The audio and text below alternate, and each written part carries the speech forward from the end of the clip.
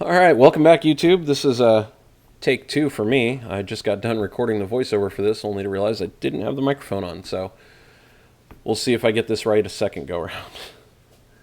This is from earlier in the week. I was getting the stiffeners riveted to the left tank. Right now you can see me putting the rivets in the holes and using that Scotch wall-safe tape. I still really like that. It makes really, really good rivet tape. I think it's, for the money, I think it's the best all-around solution. Anyhow, I'm getting those all set and ready to go, and then I'm going to get the skin set up and ready for back riveting.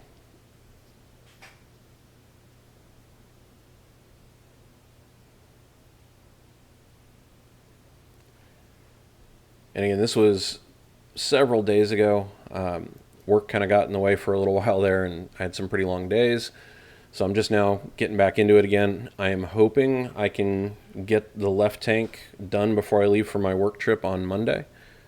Part of this video is from, later on in this video, it'll be some stuff from this morning as well, along with the re-leak check on the right tank after I made the repairs. So stick around to the end for that and see how that turns out. And back to this, I was getting ready to put those stiffeners on when I realized I hadn't dimpled them yet. So I had to run through and deburr and dimple them real quick, and then get them cleaned up again. But everything's good to go now. Mixing up that sealant. It's a shame that you all can't smell that through the YouTube screen. Every time I watch this video or any videos of me mixing sealant up, I can smell it instantly. Very, very distinct smell if you've never smelled it.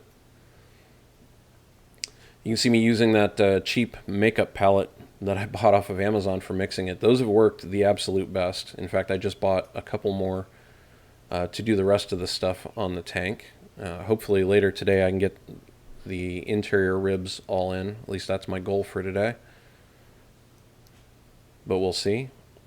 I also decided I was going to try running some tape as a guide down the length of both sides of these this time to see if it helps make cleanup a little better and make a nice cleaner line for the fillets. Not that it really matters, it's the inside of the tank, but if there's less stuff I got to clean up out of the way of the ribs when I put them in, I figure it's a better all-around system. And, that's half of what all of this is just figuring out better ways to do it each time you do it until it's as perfect as you can make it. Which means the first part you ever do is the ugly one, and they just kind of get better as you go along. See, I'm also using those silicone spatulas that I bought off of Amazon. I've bought another set of those, so I got another clean, fresh set to run with on this tank. Those have just gotten here, and I'll be using them later today. And I think I picked up a few other little things to make work and other things. It's funny, the stuff that you find uses for. I think it was a quote from Apollo 13. I don't care what something was designed to do, I care what it can do. And you find all kinds of new and creative uses for tools and things that you never really thought of before.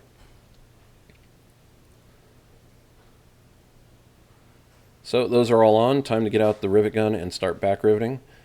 And one other thing I did different this time, you might have noticed it there, I took the rag and just knocked the little glob of sealant off the end of each of the rivets there.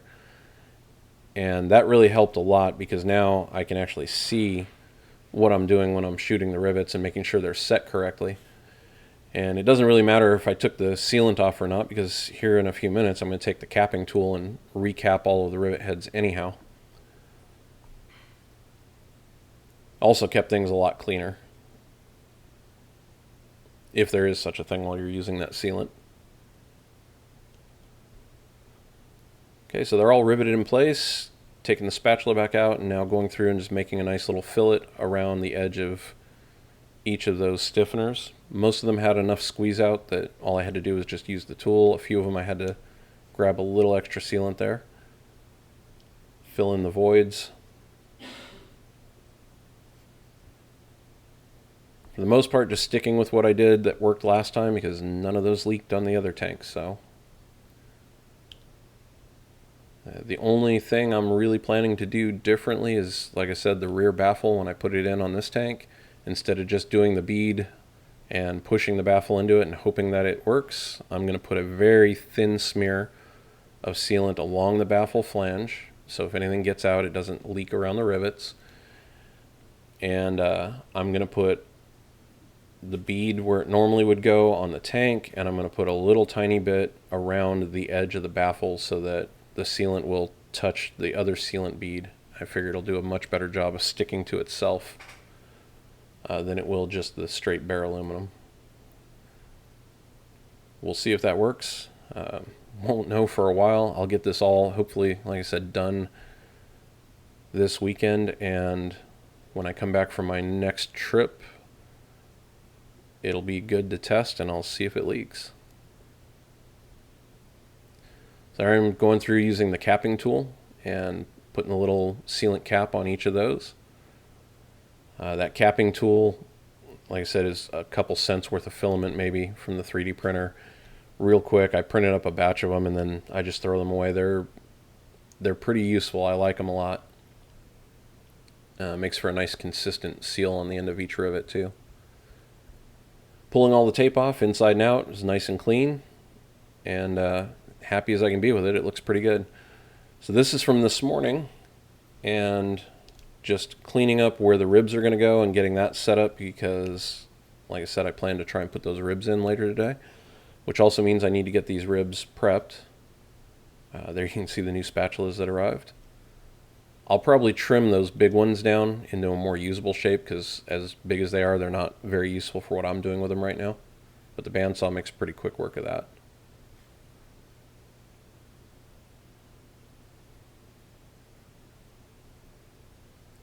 Some of these I've already dimpled, countersunk, and prepped, but all the main holes along the flanges I hadn't done yet, so I'll spare you a lot of it, but go through, deburr all the holes, both sides, and then I'm going to bust out the squeezer and dimple all the holes. And if you notice in the background, you'll see the right tank sitting there with an inflated orange balloon. So I started the leak test this morning as I was prepping the ribs, and it's just holding strong in the background. At least it's holding better than it was the first go around. All of this rib prep took about 45 minutes to an hour while that balloon was sitting back there like that. But if you notice, the balloon is getting smaller. And the balloon has a certain amount of elasticity to it, so it gets to a certain point and then it just kind of gives up the ghost.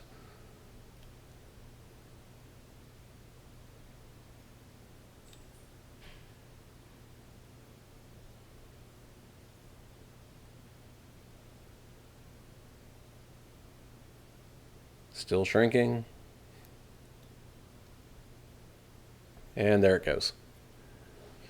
I've looked over a few times while I was dimpling, so I knew it was going down, and I was going to have to put it back in the stand and see where it's leaking from. And you're going to see that here in just a second. And get the skin out of the way and pump some air back in there. Get out the soapy water and start looking. I put a lot of focus on the top edge of the rear baffle where it was leaking before, and very happy it is not leaking at all out of there. So that syringe trick definitely worked for most of that. Thought maybe it was leaking around the filler neck, but it wasn't. So I checked the balloon because I know that's pretty prone to leaking, and I do have a tiny leak around the balloon. But now, if you look, it's foaming up around about 4 of those rivet heads going through the rear baffle. My assumption is, since that wasn't sealed to begin with because it's trusting a bead on the inside, now that I've sealed the back edge of the baffle and it's not leaking out, it's going through the next path of least resistance, which is through those rivets. I've since drilled out the ones in question, put a little sealant in there, and re-riveted them. There's also one tiny leak on the far side in the corner of the baffle, and I thinned out some sealant and right there and put it in there.